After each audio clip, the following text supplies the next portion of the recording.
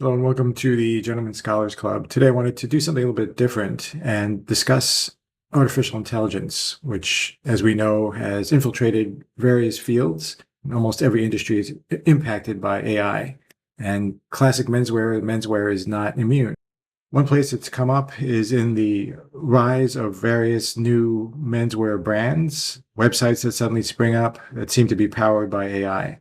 And these can raise a number of red flags in terms of whether they're legitimate brands, but given the low barriers of entry to creating a website and a brand using AI, an online-only brand, I wanted to present kind of a public service message on how to detect signs of questionable menswear sites, particularly those that are developed using AI. So we'll show you that today. Part of my teaching as a professor in my day job is showing students how to analyze manipulation by artificial intelligence and also how to understand the credibility of websites, what to look for. So I was reading an article online and I saw at the bottom of the page where all the ads are a link to this Walker and Gray site. I was just curious and I clicked in and I came to this page. Is this a legitimate brand? Maybe, maybe not. Are there red flags that we can talk about just to be wary of when you encounter a new brand you're unaware of selling classic menswear? Yes. So we'll take a look at this site and see what we can notice. First off, this is a picture on the front page. It's called Walker and Gray, so we presume that this is Walker and Gray, these two guys here. The thing is that they are created by AI. You can tell from various tells or signs. One, the lighting is kind of flat and uniform on them. Secondly, they pretty much are the same person replicated. If you take off the facial hair from this guy, you will pretty much be left with this person here. The eye bags are similar. The lines on their foreheads are similar. The lines at their brows are similar. The hair is slightly different, but not much. Even the watches are the same. The aprons, we might say, can vary or can be the same because if it's sort of a company standard to wear these, they might be the same. But the shirts would be difficult to say. It would be difficult to say that these guys will wear the same exact color of shirt, just one with stripes and one without. So a little suspect there already looking at the initial image. Not to mention the deep discounts that are on here. But I usually go to the About Us and direct students and those who are examining websites to go to the About Us and try to find out about the company. It's a new brand you're not sure of. Go there and try to find out, do they exist? Do they have an address? What's their history? Do some research on them. If we go to the About Us page, you'll see another picture of apparently Walker and Gray.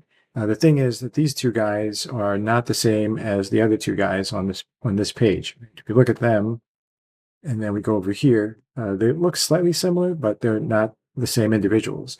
These two, I think, are also pretty much clones of one another in terms of the way the eyes are shaped and the mouth and so forth. Look around here, the shadowing under the lips, pretty much the same for both of them. So again, AI generated image. Some other things to look at would be the text. So you want to look for actual words, writing that makes sense. If we go to their aprons here, I think what you see, these don't make any sense at all. There's no actual writing on there. If you go to the sign, you do have up to 80% off, which matches the main page. But all this other stuff here is just garbled. There's no actual writing on this blackboard. If you go down here, look at the mat, which would have the company name on it. It's also obscured and there's nothing really on there. The writing doesn't make sense. So this is another sign that's AI and kind of a red flag to be suspicious of the content. As classic menswear people, we want to see what products they have.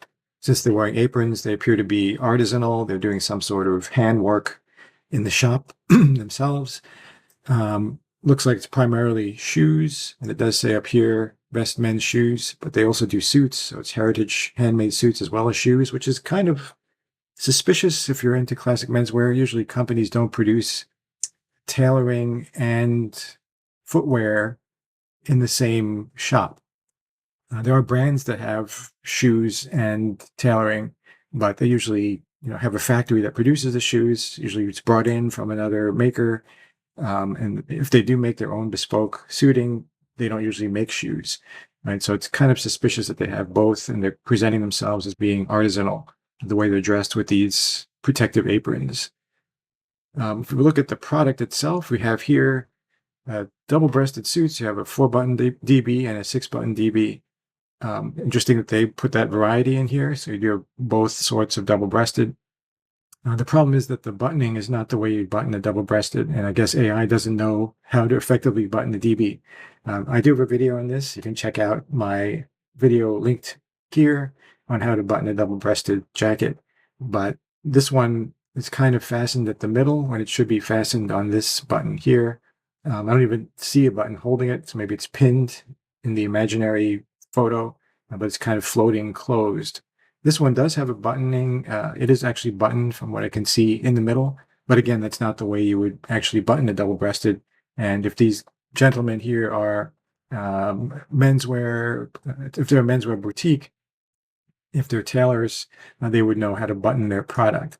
There are other suspicious items in the image. All the shoes appear to be the same style. There's very little variety here. I think there might be slight variation, but they're all essentially Derbies. And they're kind of worn. They don't look like new products. It looks more like a shoe repair, a cobbler, than a place that's selling new items.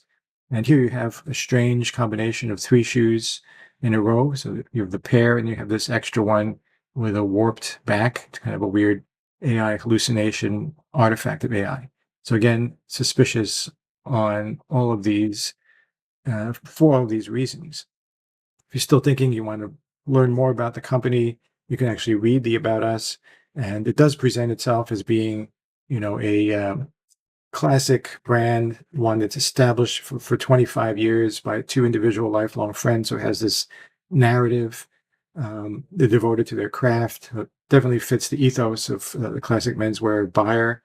Those of us who want to buy quality, long-lasting items, brands with history, with a legacy of some sort. So this is feeding into that. However, you can see that each of these items has an icon, sort of a mini emoji or icon on the side, and this is a classic sign of ChatGPT. If you prompt ChatGPT to produce something for you, it will make a list and throw in these fun bulleted images, which is, again, evidence that it's AI constructed and not legitimate. If you're doing your own marketing, you won't outsource it to AI, generally speaking, in this transparent a way. You want to invest yourself into writing the content yourself and, being authentic and representing your actual views and not having AI speak for you. So it does sound good, purpose over profit, craft over compromise, comfort and character. But these sort of formulations also sound very much like ChatGPT, where there's a contrast between A and B. And then lastly, the brand slogan, right? A slogan would be one statement, right? You wouldn't, as a brand, have 5 different slogans. This looks like AI generated a list of possibilities, and they didn't bother filtering out which one they wanted to select as their actual slogan. Right? You have one vision, you have one slogan, not a range of slogans.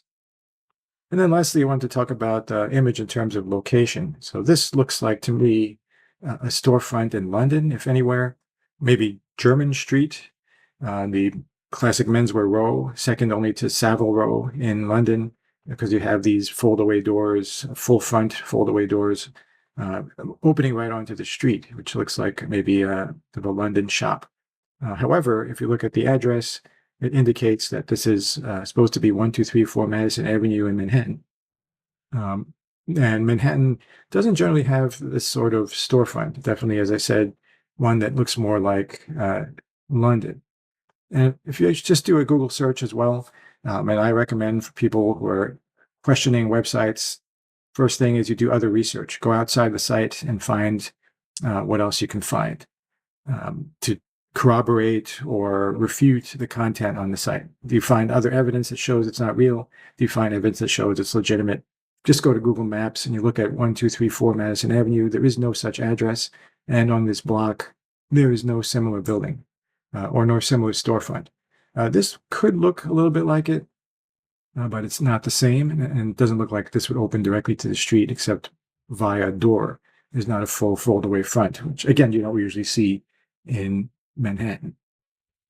Another piece of research you can do is just Google, Walker and Gray or Lens the image. So I'm going to do that right now. Just do a search with Google Lens here and see what comes up. So on the side here, the summary says, be wary of online stores. It's a potential scam. It's described in several reports as a scam. The store and the people may be AI generated and may be low quality goods. And then you can see there are other links in Reddit where people are talking about that.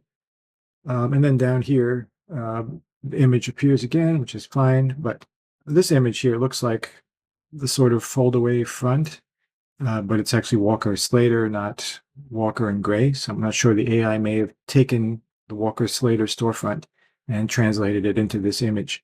And then on the side, actually, there's a legitimate image from John Lobb, which we know is a long existing shoe brand, a footwear brand, and kind of similar appearance with two gentlemen wearing aprons. But the variation here is more realistic. They're not exactly the same guy. The clothes are different compared to the AI image. And then lastly, we can look at the actual products, right? So if you go to the shoe section, what they're selling looks like cheaper shoes, kind of sneakers or trainers. Doesn't jibe with the image of classic footwear, laced Derby shoes in the actual image. These are sporting shoes, right? They're not classic leather shoes. They're not handmade and things like that. If you go to the suits section, it'll be suspicious as well by the pricing. $149 for a three-piece suit. Leather jacket, calfskin, $79. Right, so suspect there. And then down here you have cashmere, which is a staple of classic menswear purchases. Never really seen a cashmere sweater that has ribbing like this or is cut this way. Cashmere luxury fabric, fine fabric, not usually made into this kind of product. The zipper itself looks a little bit cheap, so the hardware on the clothing doesn't match with what you'd expect of cashmere. And like I said, cashmere doesn't usually come with this kind of ribbing and this sort of fit. It doesn't lie that way. It doesn't sit that way. You could check out my other video on cashmere as a fabric for more information. So in summary, what you want to do when you encounter a new classic menswear brand is research the site, check for signs of AI in the images, check for AI in the text, do a cross-reference, Google search, image search, and try to find out whether it is legitimate. Take a look at the products, see if it has an actual address that's real, if the story behind the brand seems legitimate and matches with what makes you comfortable before buying anything. Walker and Gray, maybe they will send you something in the mail, who knows, but the site itself does present aspects that make you think twice. Hope you found that useful. If you did, like the video and follow us at Gentleman Scholars Club for more discussion of classic menswear. Thanks for viewing.